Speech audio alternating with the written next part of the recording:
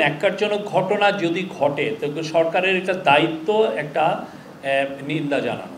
এটা একটা যে কোনো গভর্নমেন্টে, যে কোনো দেশের যে কোনো গভর্নমেন্টের যে কোনো ঘটনা যেটাকে নিন্দা জানানো উচিত, সেটা তো একটা গভর্নমেন্টের একটা দায়িত্বের মধ্যে পড়ে। আর আপনি যদি মনে করেন যে না আমরা এই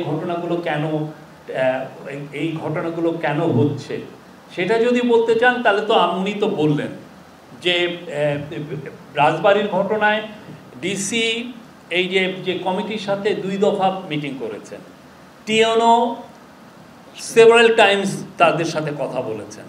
এখন স্থানীয় পর্যায়ে তাদের সাথে বারবার মিটিং করা হচ্ছে। তারা প্রেস ক্লাবে যে ওনারা তাদের কমিটমেন্টেরও কথা বলেছেন যে তারা তাদের যে বিক্ষোভ এটা শান্তিপূর্ণ রাখবেন।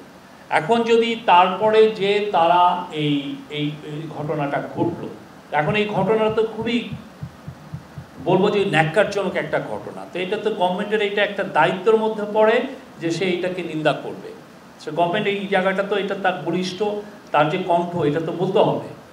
প্রত্যেকটা ঘটনায় আমরা অ্যাকশন নিচ্ছি, এমন না যে বসে থাকা হচ্ছে।